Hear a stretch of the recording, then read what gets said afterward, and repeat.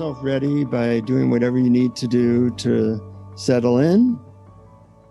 You can do this with your eyes open or closed, whatever serves you. But I'd like you to contemplate this question. And the question is, if I had no fear or inhibitions, how might I be different? And I'd like you to take that into specific areas of life. So consider first a relationship with someone. Could be a lover, a child, a coworker, but just choose one person for now. And think of the times that you spend with them. And then think, if I had no fear or inhibition in how I relate to this person, how might that look different?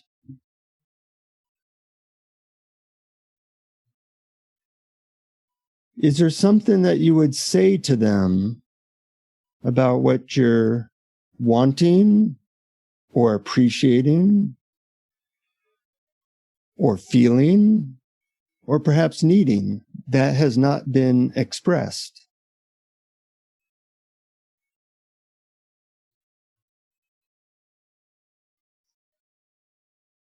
Can you imagine being totally honest with what you're feeling and wanting, and them being totally honest what they're thinking, feeling, and wanting, and imagining that that brings more aliveness to this relationship?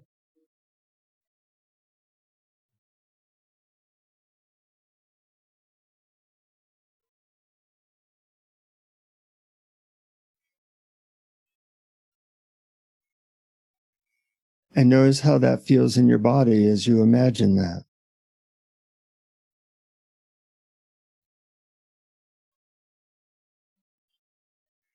And once again, if you had no fear or inhibitions in regard to, say, the areas of money or work,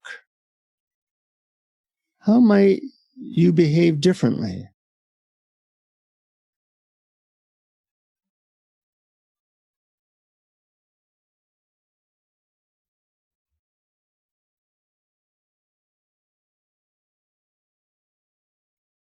Would you work less? Would you spend money on different things? Or would you just feel freer of worry and other obstacles that come up in those areas?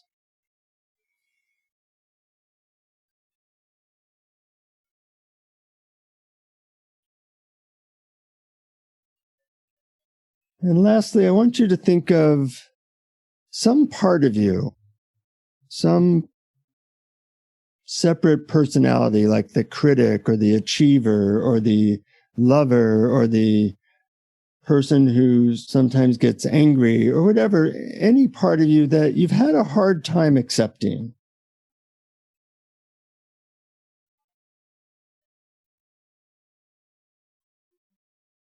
And just come up with a simple label for that part.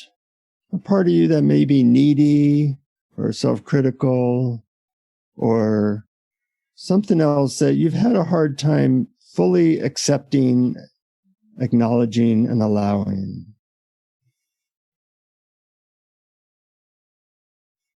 And as best you can, allow yourself to accept and love that part just as it is.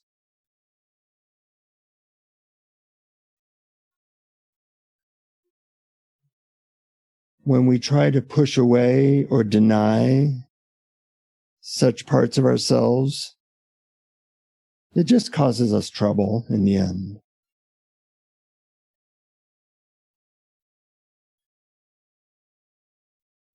In Alcoholics Anonymous, they say the first step is admitting you're an alcoholic.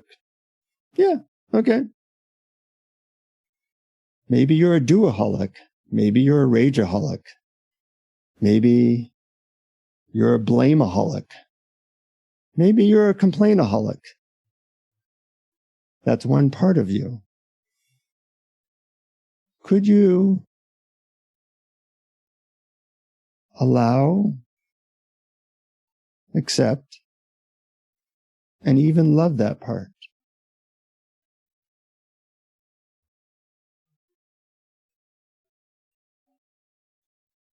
Recognize that that's just part of your humanness. And by allowing that part to be as it is and acknowledging it, it helps it to relax, to perhaps be less problematic in your life.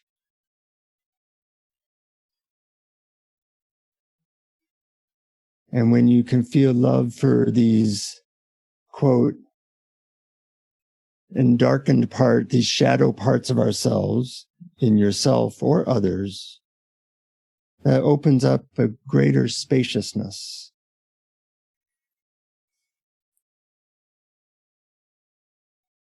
And finally, think of a part in somebody else that you don't like. Once again, friend, lover, coworker, doesn't matter.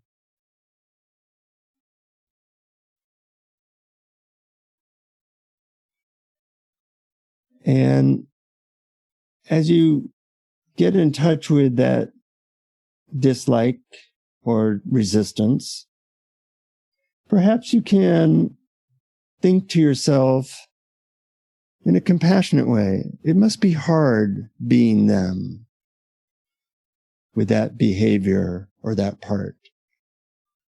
It must be hard being them with that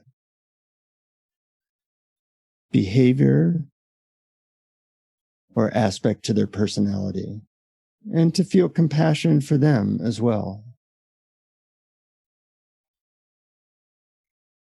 You're not denying that they're screwed up. You're feeling compassion because they are screwed up. And with that sense of heartfelt compassion for yourself and others, towards all these shadow sides, you can relax more easily with what is. Allow what is, which is the first step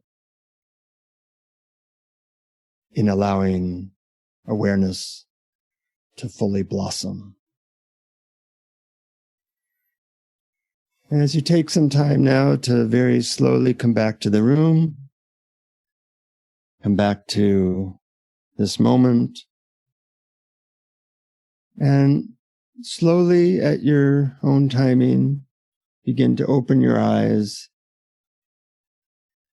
allowing everything to be as it is, as the first step towards a life of joy, peace, and awareness.